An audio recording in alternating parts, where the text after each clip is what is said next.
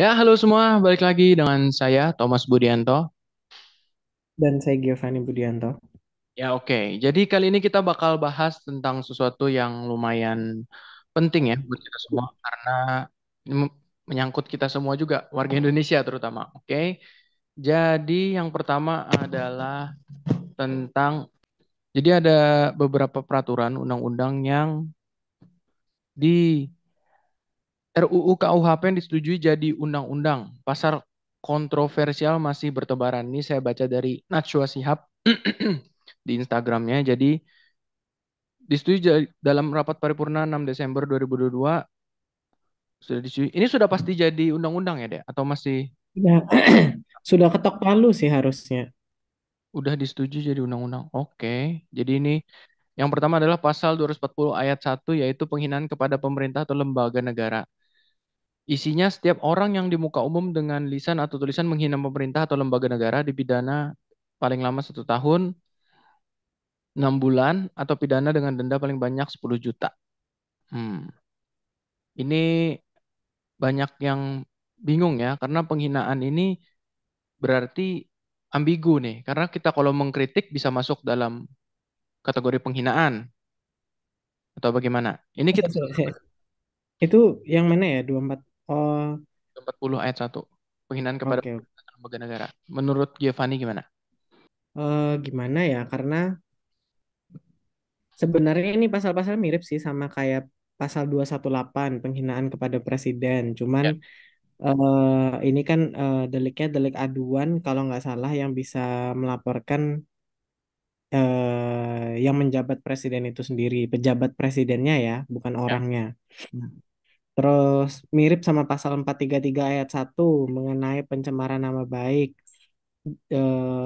Ini kan sebenarnya pasal 434 ayat 1 juga. Jadi itu sebenarnya sama-sama hal-hal yang sifatnya karet nih. Bisa dijadikan kriminalisasi dan membungkam kebebasan berpendapat orang-orang menurut saya. Jadi ini agak berbahaya ya.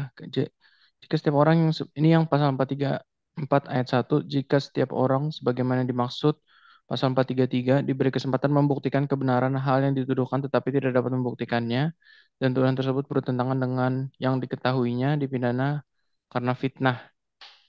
Ini pasal yang berbahaya ya karena kalau misalnya betul tapi dianggap menyerang kehormatan juga bingung.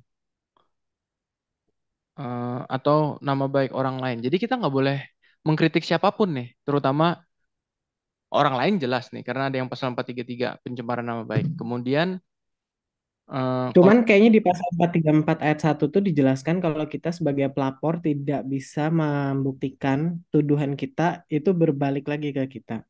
Kalau nggak salah ya. eh, terus kemudian yang ke lembaga pemerintah atau lembaga negara nggak bisa mengkritik juga, karena termasuk mengkritik bisa dianggap menghina, karena ini ya Enggak. Secara hukum formal nggak ada kata-kata dilarang mengkritik. ya cuma maksudnya kan bisa dikategorikan jadi penghinaan, tergantung hakimnya dong berarti. Oke, kita harus berhati-hati ya bilang bahwa tidak boleh mengkritik karena itu nanti dibilang adalah penghinaan kepada yang membuat kebijakan ini. Tidak ada kata-kata kritik, dilarang mengkritik di sini. Cuman dilarang melakukan penghinaan kepada pemerintah atau lembaga negara. Ya, yang menentukan Cuman penghinaan atau bukan, ya ya nanti hakimnya makanya. Kemudian penghinaan kepada presiden. Jadi yang harus ngelaporin kalau delik aduan berarti yang menjabat sebagai presiden. ya pejabat presidennya itu sendiri kalau nggak salah ya. Terus ada lagi beberapa pasal demonstrasi tidak boleh onar. Setiap orang yang tanpa pemberitahuan kepada yang berwenang mengadakan pawai, unjuk rasa atau demonstrasi di jalan umum atau tempat umum yang mengakibatkan terganggunya kepentingan umum, menimbulkan keonaran atau huru-hara dalam masyarakat dipidana paling lama 6 bulan atau denda 10 juta. Ini masuk akal sih kalau menurut Kalau saya. ini saya punya tendensi untuk setuju sih. Ya, karena kalau mengganggu orang kepentingan umum ya merugikan semua orang kan, merugikan banyak orang. Lagi pula nggak ada yang mau Mm-mm. kan sebenarnya Karena kan demonstrasi. sampai jadi onar atau sampai jadi anarki gitu kan kita nggak ada yang mau. Enggak ada kok yang mau, yang punya kepentingan Iya, untuk iya, iya. menunggangi banyak Oke, oke, oke. Maksud kok masyarakat umum yang tidak yang tidak punya kepentingan. ya tidak punya kepentingan sebenarnya nggak akan mau ada anarki kan? Oke. Cuman, Oke. cuman harap digarisbawahin di situ, itu juga bisa jadi pasal yang digunakan untuk merepresi demokrasi. Itu yang dimaksud mungkin. Oh, Karena kan orang-orang berkumpul, berserikat, dan berpendapat jatuhnya harus mendapatkan izin dulu kan. tapi harus Terus pawai kan, unjuk rasa. Kalau ngumpul doang berarti harusnya enggak dong. eh iya, tapi kan berarti kejadian 98 tidak akan pernah terjadi lagi. Oke. Kejadian 98 di mana para mahasiswa berkumpul, itu semua bisa digunakan pasal ini untuk tidak akan pernah terjadi lagi. Cuma kalau skalanya sudah sangat besar kayak di 98 kayaknya nggak ada yang bisa stop sih sebenarnya. Ya, tapi bisa juga nanti setelah selesai semua dibilang itu semua pelakunya ditangkapin. Oh iya benar. Jadi habis habis demonstrasi kemudian ditangkapin. Nah, jadi memang di pasal itu saya bisa melihat kenapa bisa diperdebatkan. Tapi saya juga bisa melihat asas tujuannya. Asas dibaliknya, asas dibalik Nah, maksudnya kenapa kontroversial. Lalu mm-mm. pasal 263 ayat 1 pers dan berita yang dianggap bohong. Setiap orang yang menyiarkan atau menyebarluaskan berita atau pemberitahuan padahal diketahuinya bahwa berita atau pemberitahuan tersebut bohong yang mengakibatkan kerusuhan dalam masyarakat dipidana dengan pidana penjara paling lama 6 tahun atau pidana denda paling lama paling banyak kategori 5 yaitu 500 juta. Dewan Pers bilang wartawan bisa dihukum karena dugaan menyebarkan kabar yang menimbulkan keonaran. Kalau menurut Kokoh, ya kalau benar-benar bohong bisa berbahaya memang. Cuman yang nentukan bohong atau tidak siapa? Karena kan kita tahu propaganda ini udah propaganda itu gimana ya? Eh, Berita-berita atau informasi-informasi yang menyebar ke masyarakat dengan tujuan memberikan efek tertentu ke masyarakat kan. Jadi kita sebenarnya kalau kita kritis kita harus mikir sendiri yang ini bohong atau dibuat-buat, harus dikaji sendiri, harus cari tahu sendiri sebenarnya. Tapi ini benar sih, ini pasal kontroversial juga karena menurut Koko jadi wartawan atau Eh, media bisa dihukum dengan menyebar. Kalau menurut saya melihat dari bahasanya di sini, berarti ini bukan cuman menyasar kepada wartawan, tapi juga rakyat sipil seperti kita. Karena setiap orang, bukan setiap lembaga atau setiap profesi. Oh ya, eh Setelah berarti apapun yang kita bicarakan dengan dalil menyebarkan mm, berita bohong. dengan dalil bahwa diketahuinya bohong mengakibatkan kerusuhan dalam masyarakat. Tapi berarti bisa dong kita dalam setiap hal kita bilang saya tidak tahu. Ya, ini ada celah nih sebenarnya kalau kita mau melihat celah. Karena kan diketahuinya kalau memang kita benar-benar honest mistake dan kita nggak tahu, walaupun berujung kepada kerusuhan di masyarakat, Ya, kita benar kata-kata nggak tahu. kerusuhan, kita nggak tahu. Nah, kerusuhan di masyarakat ini mungkin digunakan lagi untuk melakukan represi, yang mana setahun 98 kejadiannya tidak akan terjadi lagi, social uprising. Hmm, Kayaknya ini untuk membendung era-era sosmed deh, oke. sama website-website nggak jelas itu biasanya. Cuma memang ada berita tadi Koko baca kalau Indonesia ini nomor satu penghapusan berita. Hmm, Pernah Kalau kan? pemblokiran Cina ya berarti Tiongkok. Ya. Kemudian Kita baru hapus, mereka sudah blokir. ya, ya udah lebih jauh lagi ya. Ya tapi kan Cina Udah lebih bebas. jauh. Kemudian pasal 188 ayat 1 larangan penyebaran paham selain Pancasila. Isinya yaitu setiap orang, ini inti isinya ya, setiap orang yang menyebarkan atau mengembangkan ajaran komunisme atau Marxisme, strip Leninisme, atau paham lain yang bertentangan dengan Pancasila di muka umum dengan lisan atau tulisan termasuk menyebarkan atau mengembangkan melalui media apapun dipidana paling lama 4 tahun penjara. Paham lain yang bertentangan dengan Pancasila bisa jadi karet. Hmm. Ini setahu saya pasal yang bisa digunakan di masa Orde Lama dan Orde Baru untuk saling menjatuhkan waktu itu. Jadi mereka saling tuduh-tuduhan siapa yang lebih Pancasila dan siapa yang bukan Pancasila. Jadi antara rezim Orde Lama dan Orde Baru waktu itu sama-sama mengklaim dia yang lebih Pancasila, yang lain tidak Pancasila. Akhirnya harus dijatuhkan kayak gitu. Makanya dulu, Jadi sebenarnya pasal ini bisa digunakan juga sebenarnya. makanya dulu kan Soekarno sempat di entah benar atau tidak Asingkan dibilang. ya. Kemudian pasal berikutnya pasal 408 yaitu larangan menunjukkan alat kontrasepsi pada anak. Setiap orang yang secara terang-terangan mempertunjukkan, menawarkan, menyiarkan tulisan atau menunjukkan untuk dapat memperoleh alat pencegah kehamilan kepada anak dipidana dengan pidana denda paling banyak 1 juta.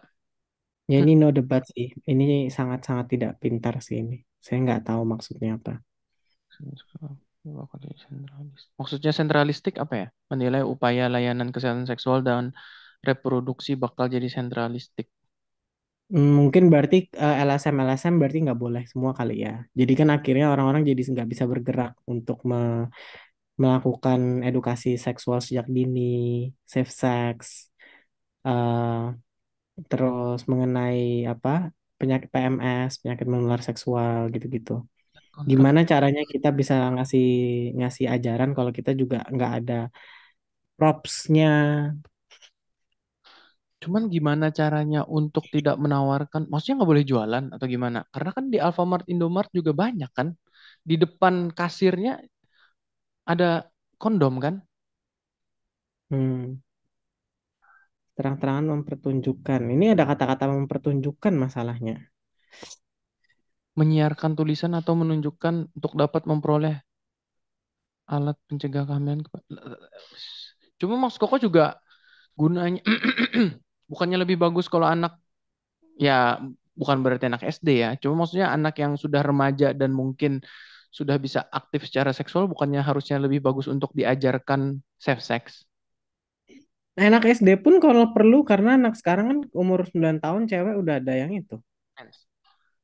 Iya. Jadi mari kita berpikir positif saja bahwa mungkin Indonesia tidak mau populasinya turun supaya bonus demografi kita naik terus. Oke, jadi Positif maju pikir saja. maju terus ya. Mm-mm, kita kurang orang, nggak apa-apa. Kita tambah lagi manusianya. Dan Terus sampai nomor satu sedunia. ya, Tepuk tangan. kemudian pasal yang paling miris adalah pasal 603. Hukuman minimal koruptor turun. Isinya yaitu setiap orang yang secara melawan hukum melakukan perbuatan memperkaya diri sendiri, orang lain, atau korporasi yang merugikan keuangan negara atau perekonomian negara dipidana dengan pidana penjara seumur hidup atau pidana paling singkat 2 tahun dan paling lama 20 tahun dan pidana denda paling sedikit kategori 2 dan paling banyak kategori 6. Padahal hukuman bagi koruptor tadinya paling singkat 4 tahun dan denda 200 juta. Loh, ini turun berarti. Sebelumnya 4 tahun ya, paling singkat. Sekarang jadi 2 tahun, guys. Oke. Terus dendanya juga sebelumnya 10 juta. Kategori, kategori 2 10 juta. Banyak 2 Ini miliar. yang terbaru, ini yang terbaru. Dan paling banyak 22 miliar. Bisa cuma 2 tahun doang koruptor. Mending kita jadi koruptor semua berarti. Ini ini bukan ajakan ya, tapi maksud saya buat para koruptor, berarti kalau korupsi itu coba dihitung HPP-nya ya. Make sure itu udah di atas 20 juta dan 2 miliar. Terus kalau misalnya kalian paling lama 20 tahun ya make sure BEP lah. Nggak lama-lama banget kan. Ya ini Ini miris. saya bukan ajakan ya, cuman matematikanya begitu. Nggak susah kayaknya matematikanya nih. Ya miris, miris guys. Jadi kalau berarti ini kayak memberikan dispensasi kepada koruptor nih kayaknya nih. eh kalau kalau dia sih jujur dia belum melihat secara detail pasalnya. Cuman saya mencoba berpositif thinking begini. Korupsi itu dalam undang-undang pidana kita tuh masuk dalam extraordinary crime, kejahatan luar biasa bersama dengan terorisme dan narkoba kalau saya nggak keliru ya. Nah, sehingga jatuhnya tindak pidana korupsi itu akhirnya dipukul rata kepada semua orang yang cuman di RT terjadi korupsi, Hmm, paham kan? Yang uangnya itu cuman, saya nggak ngomong cuman ya, mungkin uangnya itu nilainya tidak tidak setinggi uang yang diterima di pusat seperti contohnya ya di Senayan, contohnya KTP. itu. Tapi akhirnya mungkin hukumannya bisa disamakan. Akhirnya ini ada pengkategorian kayak gitu loh. Cuman Pengkategorian. Mungkin yang kalau korupsi yang itu ya kalau gitu berarti yang segini gitu loh. Kayaknya ya. cuma menurut kau 2 miliar juga sedikit sih sebenarnya. Ya kalau misalnya ternyata contoh nih orang-orang kayak kita nih, kita di kita dipersulit, terus habis itu dia minta sesuatu yang kita tahu korupsi gitu, masuk masuk ke dalam korupsi, terus kita laporkan dan kita menggunakan pasal yang sama dengan yang digunakan pada korupsi yang sampai triliunan kan sebenarnya juga kurang ada asas keadilan kok. Oke. Saya sih berpikir positifnya begitu. Oke. Cuma menurut kau tetap ya kalau kita mau maju, Cuman kalau mau maju sebenarnya ya itu nggak boleh. Mau mau kecil mau besar kan pasti ya nggak boleh gitu loh. ya jadi kita mau maju apa kita mau mundur nih, Kita teman-teman. mau humanis. Ini semua undang-undang digunakan atas nama dasar itu loh, kemanusiaan yang adil dan beradab loh. 2 tahun itu terlalu singkat kalau menurut kau. Dan 2 juta, Iya. 20 juta ya, terlalu sedikit. Cuman gini ya, kalau menurut saya ini salah satu kelemahan buat pemerintahan yang saat ini. Yang jujur saya menurut saya ini masukan buat Pak D. Jokowi, karena saya juga pendukungnya Pak D. Jokowi sebenarnya. Tapi saya nggak suka banget setiap kali adanya hasil hasil undang-undang ataupun aturan dari legislasi maupun hasil dari eksekutif itu semua pasti dilemparkan kalau nggak suka tinggal uji materi ke MK. Pak, itu bikin uji materi ke MK nggak semua orang bisa. Mungkin secara nyata bisa, secara teori bisa. Tapi kan nggak semua orang ngerti caranya gimana. Harus bolak-balik ke MK-nya, Duitnya harus berapa? ngerti hukumnya, duitnya berapa, kenal sama siapa di dalam, gitu. Jadi tolonglah sebelum dimasukkan itu didengarkan dulu orang ngomong, kayaknya masukan-masukan dari masyarakat. Jangan habis gitu udah jadi bilang nanti Uji aja di MK. diajukan aja. Ya kayak gimana kalau kayak gitu, Pak? Ya. Terus kalau gitu kan kita punya apa maksudnya orang-orang di DPR sebagai perwakilan yang harusnya menjadi wakil kita tuh punya telinga juga dan ya saya asumsikan para eksekutif juga punya Twitter, punya Instagram dan bisa membaca dong Hmm. gitu. Jangan nanti udah jadi habis gitu ya udah ajukan aja kalau mau. Lah itu yang milih hakim MK siapa? Ayo, itu kan juga dari itu tunjukkan dari sana. Mm-mm. Ya, jadi peraturan-peraturannya banyak yang bisa dijadikan karet, ya kan? Menurut Kokoh ya, Dek. Kalau sekarang Ya, kayaknya eh, mungkin bukan cuma di Indonesia ya. Jadi sekarang tuh bukan kayak zaman Pak Harto lagi. Kalau dulu zaman Pak Harto, dia benar-benar jelas nih apa oke. apa sih namanya? Diktator. Diktator. Kalau sekarang enggak. Hmm, Kalau menurut Kokoh caranya dibuat gimana? jadi peraturan, dibuat jadi Oh, sah undang-undang ceritanya. Jadi nggak mau kelihatan diktator, tapi dibuat peraturan yang tidak menguntungkan masyarakat kecil, ya kan ceritanya. kerennya sekarang tuh adalah Dan oligarki. lembaga pemerintah, oligarki. Jadi seperti ya keluarganya itu aja gitu ya maksudnya. Ya, muter-muter situ-situ aja ya kan. Ya, Yang ya, ya, betul. ya. Jadi nggak mau kelihatan diktator, ceritanya demokrasi, ya kan? Nggak seperti zaman Orde Baru, tapi dibuat peraturan yang ceritanya undang-undang, tapi tidak Ya, ya, menguntungkan betul. masyarakat kecil. Nanti mendekati mendekati pemilu mungkin tahun depan kita bahas presidensial threshold. Itu salah satu undang-undang yang menurut saya membuat Indonesia akan susah sekali mencari pemimpin-pemimpin terbaik sebagai Berapa persen dia presiden. yang presiden Dua threshold? puluh, 20% suara di parlemen atau 25% suara hasil pemilu. Ya, Apa kebalik ya? Kalau nggak salah itu deh.